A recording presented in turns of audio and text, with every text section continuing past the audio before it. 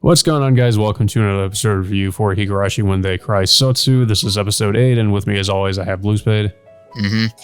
Now, compared to all of the other episodes that we've seen, I really feel like it's kind of getting a little bit repetitive just due to the fact that we already know what's going to happen. But it's also annoying that the fact that they keep reusing a lot of the scenes from Go instead of throwing out some original scenes here and there.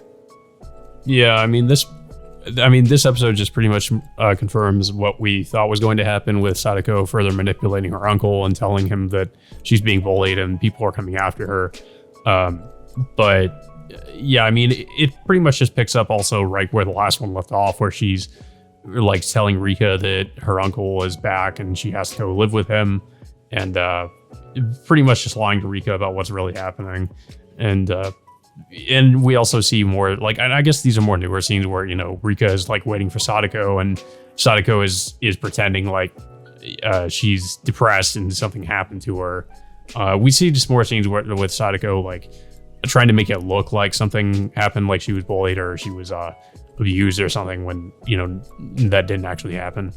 Yeah, I mean, she at times tried to, just like rubs her face just to look like she, or like, she messes up, crying, or dirtying her clothes, or like physically, bruising herself, just to feign like she's being abused or something like that. But I mean, we already know, like, at this point that she's lying, but it just felt like I just felt like I just wanted to see something new. But even with like some of the Sadako scenes, it just felt like we already know what was going to happen. And honestly, I just felt like this episode was more of a throwaway episode, in my opinion.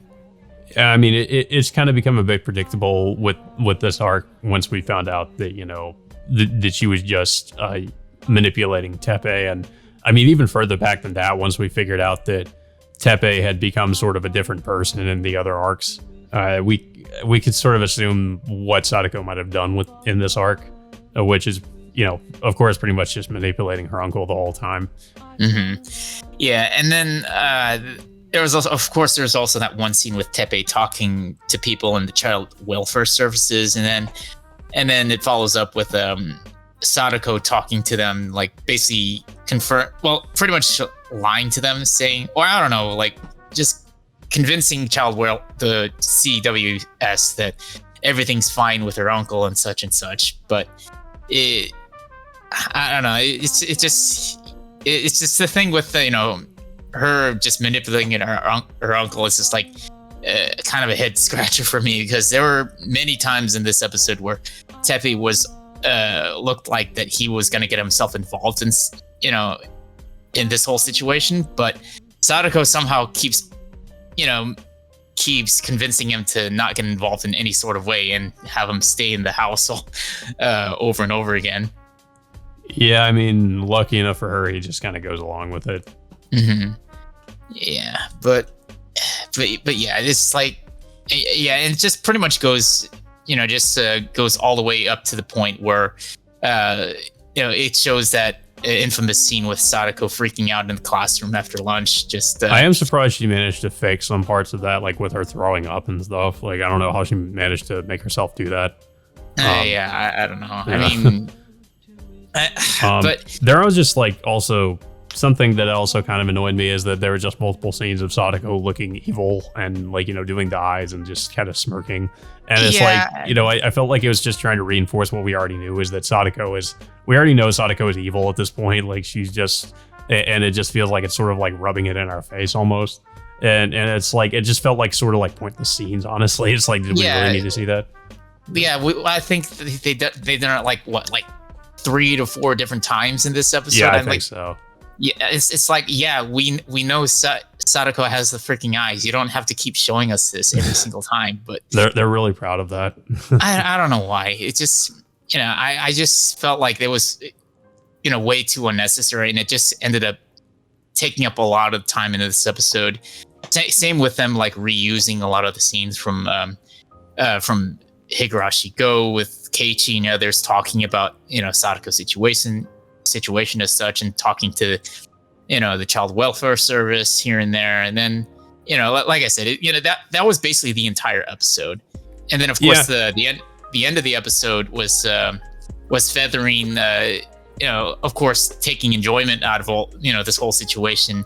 But then, like, she mentions that she calls Sadako a witch or something like that. Yeah, she says she's acting similarly to a witch, which I wonder if it was some kind of a hint or not as to what might end up happening, or if they're trying to hint at maybe another like a potential connection with Umineko. Of course, we still don't know how this is going to end, but I feel like either it was a big hint or another troll from Ryokishi who is known to like mess with people. So I mean, I guess it could be either. You could take it either way. Yeah, but overall, I don't know. I just felt like this episode was kind of unnecessary, to be honest. It didn't feel like we learned anything new. This is all stuff we already knew about from time to time. Like even like with the entire season started. I mean, unlike the first two arcs, like the whole thing with Rena with her dad is like is all new, unique stuff with the with a twist here and there, and then of course the stuff with Mion in the last arc was pretty interesting as well. But I think in this one, it just feels like too predictable at this point. And and I mean, it's also funny because, of course, in the original series, like we felt bad for Sadako once we got to this part of the series because she was actually being abused by her uncle. But here it's kind of like the opposite. We really don't care about about what's going on with Sadako because we know that she's the one who's manipulating the whole situation. Mm-hmm. Yeah.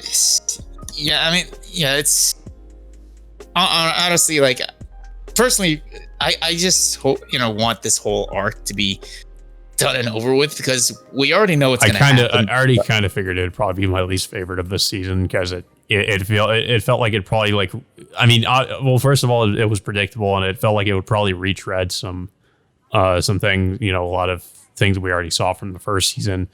I'm just kind of hoping like when we get to the next episode, they don't really go much into the whole like Keiichi and everybody else trying to like fight with the child welfare services. Because like we've already seen that from the first season, we don't really need to see it again, and I don't really know if there's much that could really be added to that, other than just showing what's going on with Sadako at the time, whatever she's up to. Which I wonder if there's even really much to show there. Like, I mean, is she really been doing anything important while that's happening? The only thing I could assume would be when Oishi goes to Sadako's house.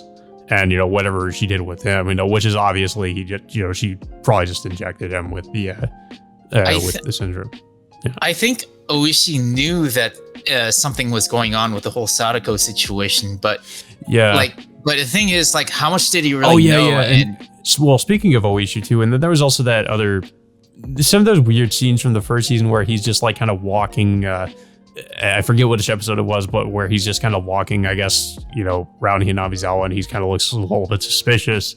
So I was kind of, maybe they'll expand on that because I don't really know what was going on with him. But yeah, I think you're probably right. He was probably just like suspicious of what Sadako was up to and maybe like investigating her.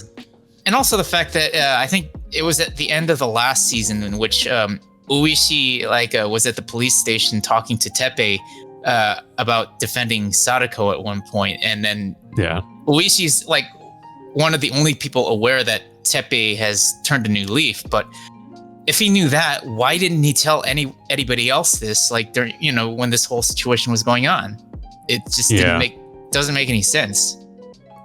Yeah, I mean, maybe we'll also see some new things with Oishi as well because he was acting generally, I think, a lot more aggressive at the beginning of this arc and Go. So maybe we could get some explanations for that. It's just the way he handled it. I think Oishi, is kind of responsible for, for things going to shit as well, because he could have at least stopped this whole situation if he knew what was going on to a certain extent. Yeah, I feel like that could be said for some other parts of the series too, where Oishi it feels like he could have done more, but he just didn't. Yeah, I mean, there's a lot of stuff. I don't even know what the hell Oishi even does as a cop, because I just feel like he's the most useless cop in. I mean, it town. The worst part about it was in the very first arc of the original series where Oishi was pretty much just using Keiichi as his informant.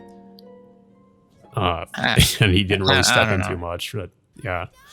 He never steps in to help solve a situation. It just like he just watches from the background and just and then just like, and then just moves in when just things goes to complete shit afterwards. But then but I don't know. It's like we have another episode of this next week, which is obviously going to continue from where this is going to leave off, and I think we already know how this is going to end, for one thing, and we're pretty much going to have to wait what's going to happen once we finally see the next story arc, which will hopefully cover, the climax that was left off when Rika found out that Sadako, had the looping ability.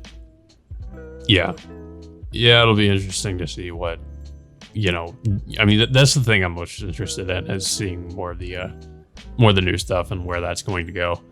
But I mean, like, I'm also wondering how much of Neko Damashi we're going to be like retreading in the new season.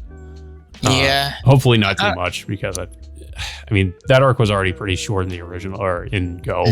So hopefully it's even shorter here, because I really don't feel like we need to go through that again. I mean the season's a lot more condensed, for one thing, since it's 15 episodes, and a lot of the arcs that we've seen was condensed to maybe at least 3 episodes at a time, compared to the last season being at least 4 or 5 episodes at a time. So I think, hopefully we won't have to wait too long, but I'm just still curious, like, in all these other episodes we've already seen, is going to repeat or retread some of the same stuff, over again. But I don't really have too much else to say about this episode in particular. It just doesn't really feel like too much really happened here. I mean, like I said, there was new scenes, but a lot of it is pretty predictable at this point. We know what Sadako is going to do. We can kind of assume. I mean, the only, I guess, mysterious thing is whatever Oishi was up to. But other than that, there's not really too much that we can't already assume what was going on. So I'm kind of just waiting for this to be over so we can get to the more interesting stuff, to be honest. But yeah, I don't really have anything else to say about it. I don't know if you have anything else to say about it. Nah, I mean, honestly, this is personally, it's one of my least favorite episodes of Sotsu so far, just because it just retreaded way too much of the same stuff we already seen before. And I just felt, of course, like there was a few unnecessary scenes as well, just kind of with, like I said, with Sadako looking evil and everything. It's like we already know that she's just pretty much evil to her core at this point. Like I don't really feel like we need to have a reminder of that. The only thing I think was necessary was just showing how Sadako was manipulating things. But yeah, again, a lot of just shots of her smirking and her, her eyes, which, like I said, I felt was kind of just like, did we really need to have that? No. Yeah. Yeah. I mean, well, we got another, I think hopefully next week might be the last one. I don't know how many episodes they might cover, but hopefully next week could be the last one. Yeah, it should be with the pace it's been going at so far. I mean, I feel like it should be, considering it feels like I think each arc really has just been like about around like 3 episodes. Pretty much. So it's probably going to be the same here. But yeah, so that'll being said, until next Thursday, we will see you all next time.